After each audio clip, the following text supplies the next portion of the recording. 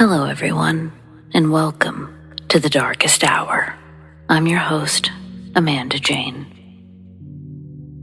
Have you ever found yourself alone in the wilderness, experiencing that universal reported feeling of being watched? If you haven't experienced it yourself, imagine a lost hiker or just a lone one wandering through the woods, stumbling upon footprints, ones that defy all logic. Whether they can see what's watching them or not, being alone in that situation never boasts much confidence, leaving themselves to wonder, what's next? Will they meet this mysterious monster? Or perhaps your experience is outside of the woods during the late hours of the night.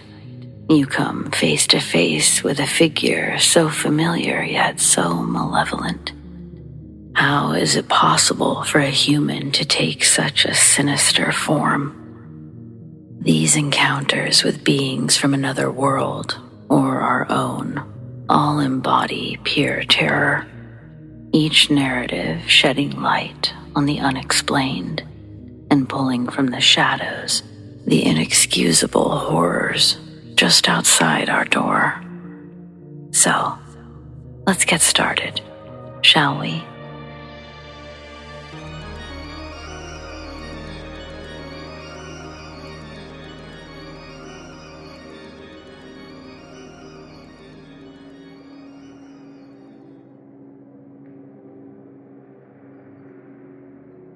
Just 1 year ago, I was on the computer at 11 p.m. while sitting at a desk beside a window.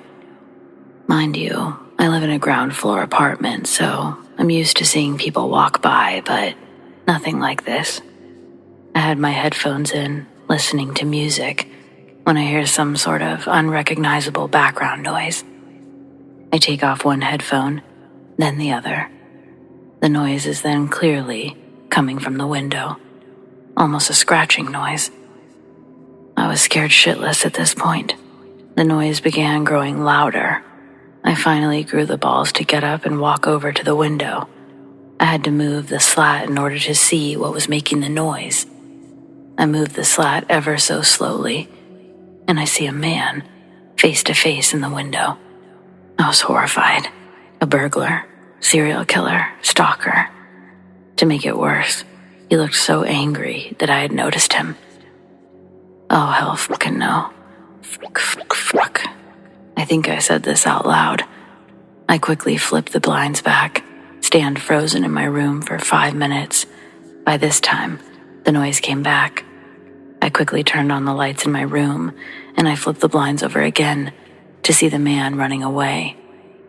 I then take the time to plan out what I'm going to do next, when all of a sudden I hear knocking on my neighbor's door, followed by a scream.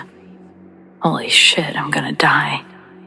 I take a bag and a jacket, and I run into the hallway and out the side door, going to my friend's place for the night. When I get there, we call 911. They say they've already had a report for that address. I came back the next morning to find out that the man in the window had knocked on my neighbor's door, probably thinking it was mine. He punched my neighbor in the face, ran into his kitchen to grab a knife. Luckily, his friends were over at the time, and they tackled the man, holding him captive until the police could arrive. Had it been me, a teenage girl who was home alone, I don't think the story would have ended so happily. I don't think I'll ever forget how lucky I am.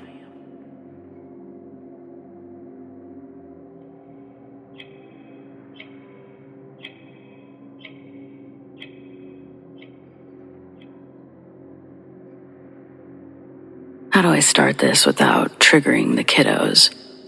I was highly considering sleeping forever right off the tallest bridge that I could ride my bike to a few months ago. I was in a really dark spot in my life. I still am, but now I'm able to look at it from a different perspective. Slightly more hopeful rather than pessimistic. I'm a firm believer that life is what you make it. Like a ball of clay, the possibilities of what it could be are endless. its quality represented only in the effort its potter has invested.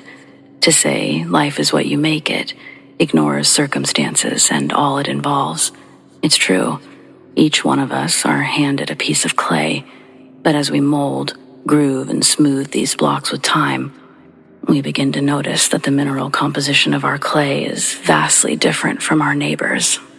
The effort it took one person to create their ceramic bowl of life is primarily reliant on the quality of clay they're working with, and additional support from tools.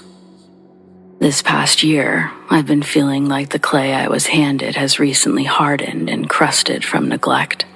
About 5 years ago, I essentially abandoned my friend group, not from a dramatic falling out. I just didn't care anymore. I just started my internship at a tattoo shop, and in order to impress my mentor, I needed to go above and beyond. My mentor was also a female, meaning that although I'd never degrade my artistic worth by exposing some cleavage for a job, this option was now completely off the table. Mostly off the table. She didn't give me that curious vibe, so I mentally put the option off the table. I had to take this seriously, and I couldn't be hungover or showing up to work. I needed to increase my gallery of work. Besides doing little pieces here and there for my portfolio, my lifestyle was no longer in sync with the friends I'd grown up with. At the end of the first year, I got a permanent chair at the shop. I moved closer to work, and it was only one town away, but it still felt symbolic amongst the girl group. They and I were no longer going to be walking distance from each other. Our bond was severed with well-intention. I know it affected them more than it did me, because I knew they didn't understand what it was like to have a dream.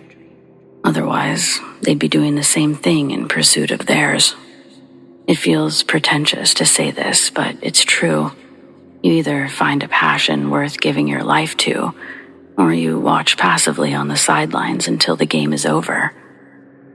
I left in 2020, right after COVID lifted. 3 years passed by, so 2023, none of my friends reach out anymore, understandably. They know I would have given them a sorry girl to whatever they invited me to. Looking on social media from time to time, I see that they haven't strayed from their usual routine of drinking. I become depressed, not because I missed my old life, but because I don't feel like this one has started yet. The traction I was hoping to get with my permanent position hasn't been enough for me to comfortably afford rent, bills, or food. It's the most alone I've ever felt in my life. I was losing purpose, and one night, after an especially draining session with one of the rudest clients I've ever worked with, I was all done. I passed the gas station while my car was on empty. It had long enough to get me home, and I didn't plan on driving it the next day. When I pulled into an apartment complex, I took my bike lock key off my lanyard and left the rest of my keys on the seat. I didn't even go inside. I unlocked the bike and rode for miles, spiraling in negative thoughts up until I got to the bridge. This bridge is tall. It used to be a section of a railroad that was abandoned and repurposed. It looks off a deep river and evergreen forest. I left my bike at the bottom of the stairs and began to climb these stairs that led to the trail up the tracks. I can hear water splashing against rocks in the distance. I keep thinking, okay, this is it. Here I go. I'm really doing this. I do this on repeat until I make it to the actual bridge. The rushing water is loud, and I feel my stance weaken in stride, almost subconsciously pulling me back. I pick the left side of the tracks because the wind isn't blowing my hair in my face. I've come all this way, miles and miles from my home, set on doing this, but as I'm hyping myself up, there's an earth-shaking roar that sends me backwards in shock. I stay frozen where I landed. The sound is enough to shake the birds out of the trees, a sight I've only seen in movies. And then I hear a second guttural screech before the original thing roaring joins in the screaming match.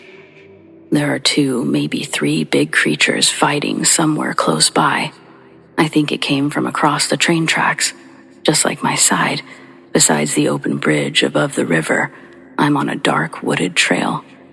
The sounds of breaking rocks, tree branches, and presumably bones. They were all heard with disturbing clarity. Eventually, one of the creatures had clearly gained the upper hand in the combat, and having to listen as the other lost was the most unsettling, terrible thing I've ever heard. Shrill octaves forever burned into my eardrum. I hadn't dared to move yet. The commotion sounded just across the train tracks. It was a 20-yard dash from end to end. I couldn't move even if I wanted to. More noises started echoing from the other side of the bridge. This time, what I was hearing wasn't the sound of monsters fighting. Something large was being dragged through the gravel, accompanied by two very heavy footsteps, and they were walking my way. It walked in a 1-2, 1-2 pattern. I don't know of any animal that walks in a two-step pattern while holding its prey. I also wasn't trying to find out. My legs suddenly got strength, and I bolted. I didn't want to see what was going to come across those tracks. I sprinted through the pitch-black forest until I reached the bottom of the stairs. It didn't sound like I was being chased, but that didn't stop me from jumping on my bike and pedaling out of there the fastest I've ever pushed a bike. During the 2.5 miles of forest I had to breach before entering civilization, I rode at Tour de France speeds, last day finish line behavior. When I got to my apartment, I was absolutely physically exhausted. I had a headache from dehydration, but as I flopped onto my couch, something came over me, and I couldn't help myself but to laugh until I was in tearful hysterics about all of the insanity I'd just experienced. I went there feeling at my absolute most depressed, to the most scared and confused I've been in my life. I'm honestly traumatized by it. I can't believe that's the thing that stopped me from going through with what I'd gone there to do. I called the shop and took a couple mental health days where I had time to talk to a therapist. Talking to someone really does help. I also had time to sit and reflect, and philosophically speaking, if I'm living up to my own words, I've got a passion that's worth giving my life to, and I'm not going to leave the game midway through. If my dad taught me anything before having an affair and leaving the family, it was this: play until the end. You miss 100% of the shots you don't take, and you'll never know if you don't try. I wish that didn't oddly coincide with his infidelities, but it also did with mine, and I'm making it mine. Life is absurd, so try to laugh more while experiencing existence.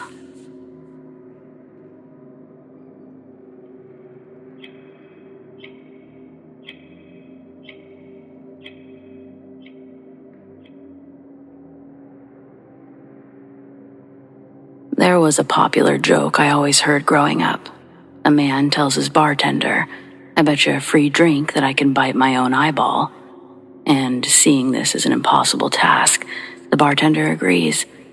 The man then promptly removes his glass eye and places it between his teeth before putting it back. Amused, the bartender pours his drink. Then the man says, "I bet you another drink I can bite my other eye too." Knowing the man can clearly see just fine, the bartender reasons that he can't possibly have two glass eyes, and so accepts his terms. Next, the man removes his dentures and gently places his teeth around his very real left eye. My Uncle Ty was particularly fond of telling it because he already had fake teeth and used to joke that if he had a glass eye, he'd never pay for another drink again. Well, as they say, careful what you wish for. Ty owned a lot of land with a really big pond, and the whole family would often go over there on weekends to fish and have a bonfire. My dad is one of 9, so we're a big family. The adults got drunk while the kids ran around having sword fights with flaming sticks. When it started getting late, we would all sit around the big fire and eat hot dogs. Sometimes, Ty would play a game that we call homemade bombs.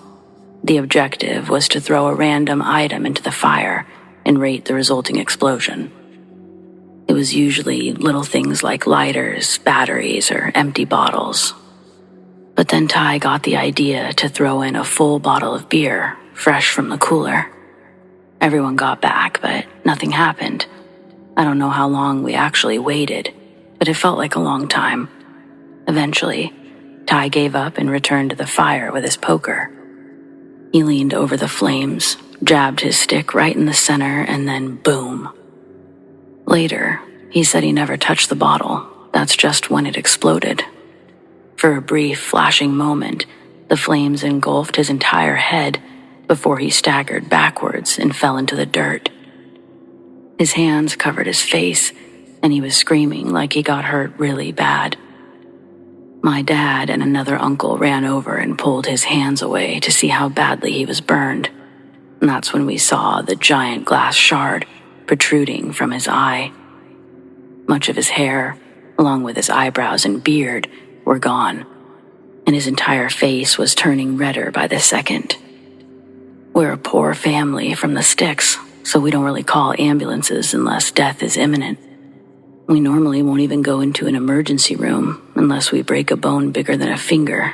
But this one, it's one of the exceptions. We don't play about eye shit. Even if we had called an ambulance, we were out in the sticks. It would have taken twice the time for Ty to get help. So my dad and a few others drove him to the hospital while the rest of us waited for an update. It was a long night for everyone, especially Ty's wife. She was always on his ass about being reckless, and now his day of reckoning had finally come. It probably goes without saying that Ty's eye couldn't be saved. He was soon fitted for a glass replacement, and the only thing he wanted to do was go to a bar and try out his favorite joke. The problem is that we're in a small town, so everyone had not only heard the joke, they knew about his accident. Well, that man got a truckload of his buddies and drove 2 hours to the nearest city where he finally got to do his trick. It didn't take long for the word to spread, but over the years, he would occasionally go out and find a stranger willing to play. For the most part, people just didn't mind humoring him because he was a fun guy to be around. Sadly, he passed away 3 years ago. In the end, it was his heart that got him. But he had a long life filled with great stories. The real lesson here isn't to be careful what you wish for, but to be careful what you throw into a fire. I love explosions as much as the next country bumpkin, but you gotta throw some common sense in there too. If you're too drunk to walk straight, you're probably too drunk to play homemade bombs.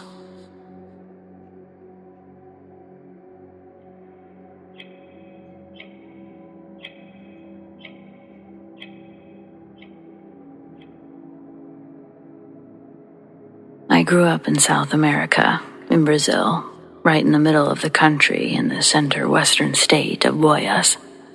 My stepfather's relatives lived in the countryside about 8 hours from the capital, Goiânia. I grew up there until about 7 or 8 years old, before moving to the capital with my parents because there wasn't enough work. We'd go back there every summer holiday, and my cousin and I would go fishing and hunting together. One particular week, we'd gone further into the countryside to visit my stepfather's brother, who lived in a farm a couple of hours from the town we were in. After lunch, my cousin and I decided to follow the little stream upward to see what was there and if we could find anything interesting. There were no neighbors for miles up that way, and the woods were filled with dangers like poisonous snakes and jaguars, but we didn't care. I must have been 14 years old at that time. We thought we were invincible. A couple of hours in, we had reached a very dense part of the forest that surrounds most of the area, and we were getting pretty tired. It was getting harder and harder to cut through the vegetation to keep going. Suddenly, we came by a clearing. The little stream that we'd been following continued on, but we decided to stop for a moment to get some rest and drink some water. To this day, I can't really explain what happened next. My cousin will tell you the same thing. It's just one of those weird, unexplainable things. On the other side of the stream, there was a small sandbank, and imprinted on it was a huge footprint. Man, it was huge. No normal human being could have a foot that big. Also, it was just one footprint, as if whoever it belonged to jumped over the stream in a hurry. My cousin and I walked over to it, scared shitless. We wanted to make sure that we were actually seeing that.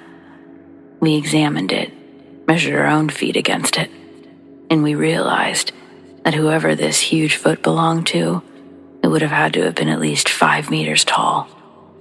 We suddenly started to feel this horrible dread coming over us. We rushed back without so much as a peep. We didn't even look back. People I tell this to often tease me, asking why we didn't go further to see what we could find, maybe another footprint or something else. But the fear of finding whatever that huge footprint belonged to scared the hell out of us. I never returned to that place.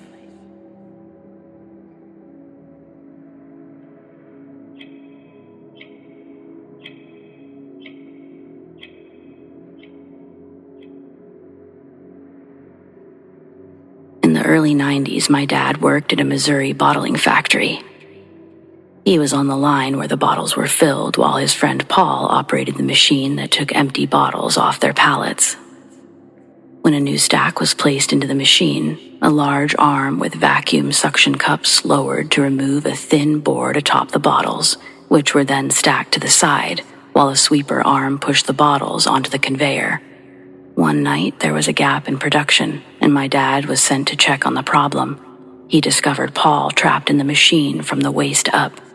He was being held there by part of his shirt getting tangled in one of the machine's suction cups. Several men disassembled the safety doors just to reach Paul, but he was already dead. His face was pale, covered in blood, while his chest was completely caved in. They think he reached in to retrieve a fallen board, something the machine should be off for, when the arm returned and crushed him.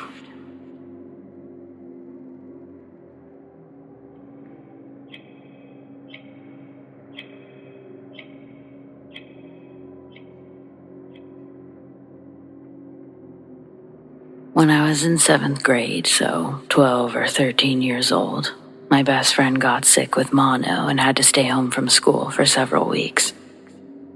As an excuse to basically just talk to her through the window, I agreed to drop off her homework after school. I gave her mom the papers and she offered to drive me home like she always did, and I declined like I always did. The walk was short and I appreciated it. When I was a couple blocks from my house, I saw my 6-year-old brother and a neighbor that was about the same age starting to get into a stranger's car. Immediately, I screamed at him. I threw my backpack in the air and started running towards them. They hesitated on getting in, focusing their attention in my direction. And with that, the man in the car took off with the doors open. Catching up to them, my stupid little brother turned to me and was very mad. The neighbor, confused little boy. Apparently, and of course, the man had promised them candy if they got in the car. And because of me, he had no candy.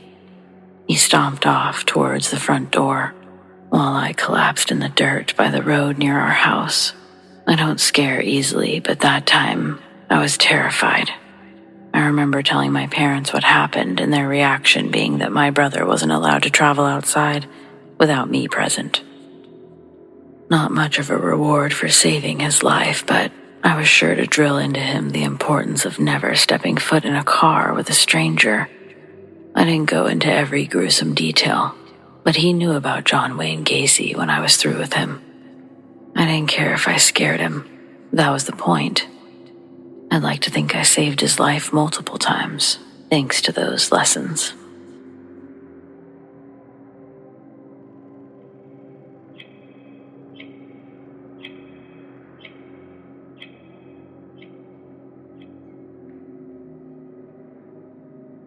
When I was in 11th grade, I was dating a girl named Gigi. Our families didn't really care much for our lesbian relationship.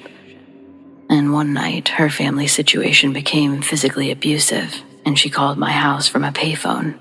It was 2 a.m. My dad answered. The only reason he'd woken me up is because Gigi sounded so upset on the phone. He might have thought that she was going to dump me or something. Regardless, He hands over the phone and she explains what happened. She tells me what street she's on, and I tell her that I'll come pick her up. That's where my dad drew the line. He said, "The hell you are." He said, "In no way am I going to take the car out." I only had a learner's permit, so I couldn't really argue the legal ramifications, if I would have been pulled over, that is. So, I got back on the phone. I told her that I'd run to her. The park that she was calling me from was only a mile or two from our house. My dad again interrupted me, told me flat out, if I leave this house tonight, that the doors would be locked when I tried to come home. Him saying that only made me want to do it more, so I did. I said, "Be right there," and hung up the phone. Then I got up, walked past my dad and out the front door. The suburbs of Detroit were empty that night. Freezing temperatures, the snow that was slowly accumulating on the sidewalk, and it was 2 a.m. I was the only soul on the street walking to Gigi. When I got to her, she'd taken shelter inside the phone booth. Temperatures were only going to get colder as the night progressed. I suggested that we use one of the many vacant houses to get out of the conditions for the night. We found a boarded-up Rambler and entered through the back door. We said hello a couple of times, making sure nobody was already occupying this location with the same idea we had. The place was an absolute mess and smelled terrible. But it was an insulated roof, 4 walls to protect us from the elements. So, we decided to stay. We didn't initially explore the house during the night. Both of us were exhausted, and all we had for a light source was Gigi's Bic. Sitting on the hardwood floor, I realized I didn't bring anything for warmth for an overnight outing. Thankfully, Gigi had done this before. She'd brought a sleeping bag, along with a few pieces of clothing that we also used to bundle up on the floor that night. We relied mostly on trying not to break the seal of our body heat, keeping us warm under the mix of clothes and a sleeping bag. It would have been impossible to actually fall asleep. The hard floorboards were uncomfortable, and all night, we both kept hearing the sound of others in the house. Footsteps and whispers from other rooms were clear enough for us to destroy our hot pocket bed and creep around the pitch-black house, trying to find where the sounds were coming from. Each time we thought we were getting close, the voices would sound like they were coming from another room. We poked our head into each room to confirm nobody or no animal was there. Then, we got back into our cocoon and tried to warm up again. A few minutes later, the sound started again. But this time, there were footsteps walking in the room we were laying in. Both of us just tucked our heads under the sleeping bag and hid, trembling together as the heavy steps walked past us. Back and forth. Then it would stop again. Gigi and I stayed hidden under her sleeping bag until the sun rose that next morning. As soon as there was light in the house, the sound stopped. Gigi and I got up and rechecked the rooms now that there was visibility once again, but we don't find anyone in any of the other rooms. We didn't find anyone until I looked closer at one of the trash piles in the back bedroom.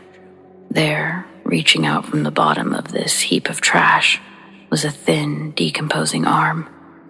The sun perfectly bounced off the blue and silver watch that sparkled in the rays.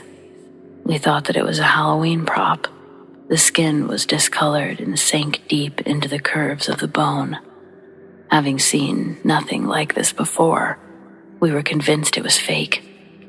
Gigi liked the watch, so she walked over to it and attempts to lift up its arm to get a closer look.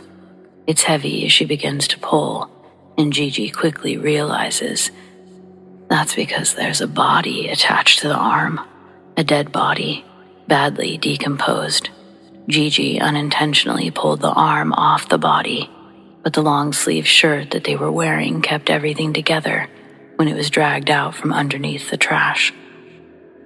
The corpse was only revealed to the shoulders before Gigi dropped it, and we both started screaming and ran for the door.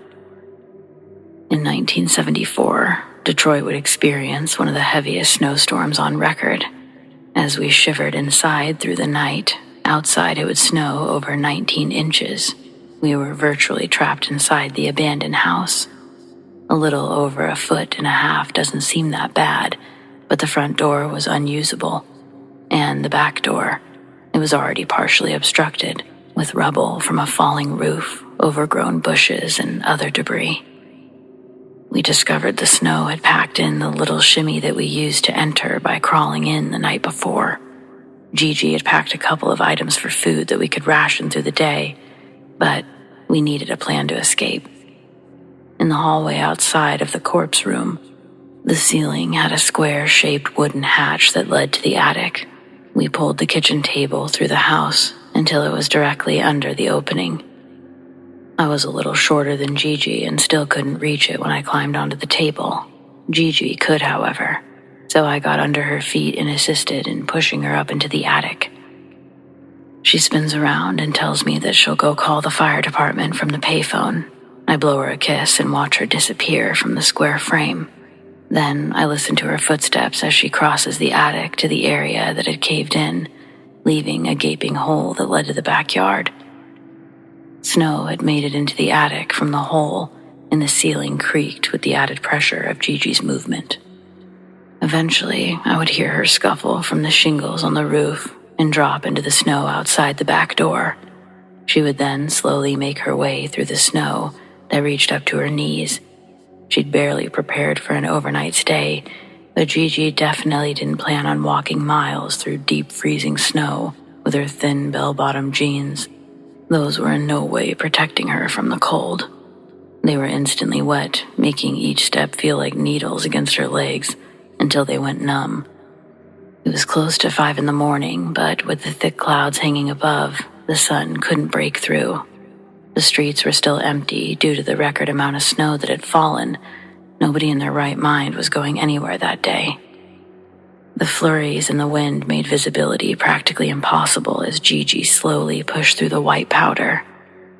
While Gigi's gone, I sit on our sleeping bag nest and color in one of her notepads, trying to distract myself from the fact that I'm trapped alone in a condemned house with a corpse.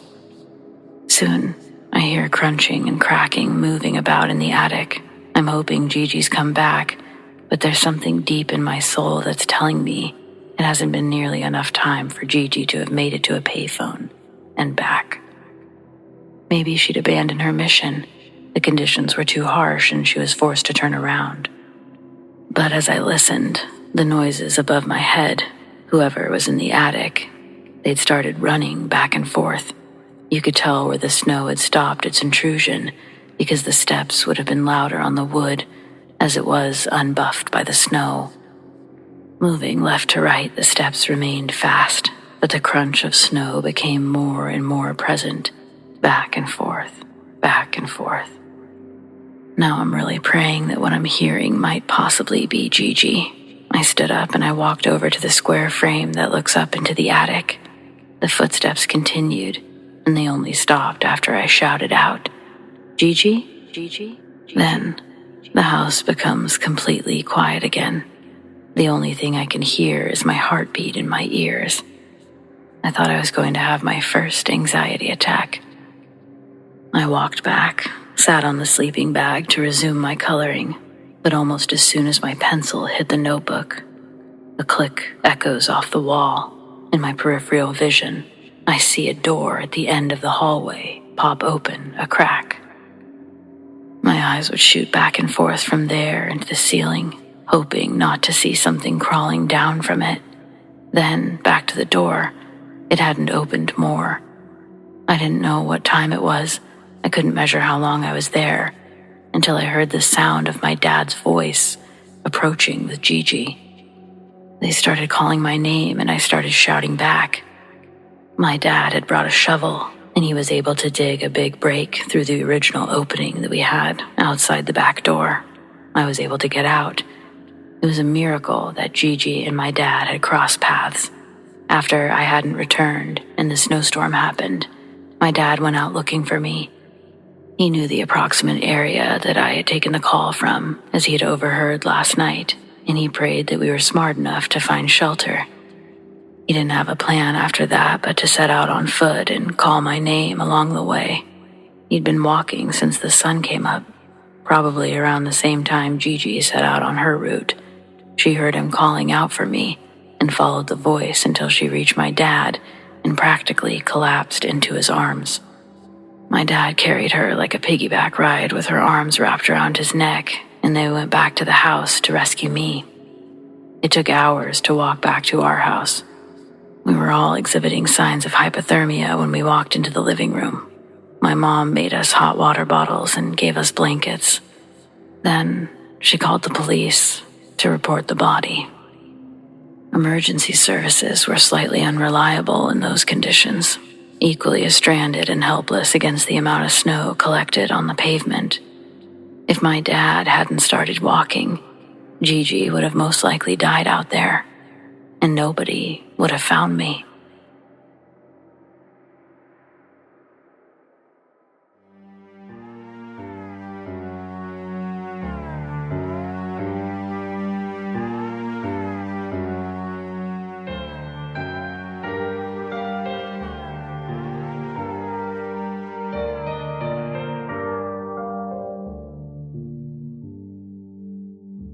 Well, friends, it appears we've reached the end of tonight's episode.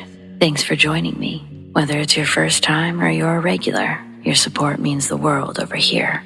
We've got brand new episodes every Friday night. Keep those eyes open for those deep sleep videos. And of course, double features. Subscribe, tap the bell, and you'll never miss a thing. Big thanks to those who shared their stories, and a huge shout out to all of our patrons, whom we appreciate so very much. Tracy S, Tamara K, Monica L, ZoeWatt, Chelle B, Donald C, The Dark Cosmos, Marion T, Rat Girl, Alisha S, Erin G, Nikki H, Mr. Revenant, Naz K, Brendon G, Paul T, Nicholas C, Lissane, Arlene F, and Adrienne. If you want to support the Darkest Hour in other ways, consider joining our Patreon, patreon.com/thedarkesthour, or click the link in the description to learn more. Do you have stories like these? I'd love to share them. Send them to me, amandadarkesthour@gmail.com, or on the Darkest Hour subreddit, The Darkest Hour YT. Stay spooky.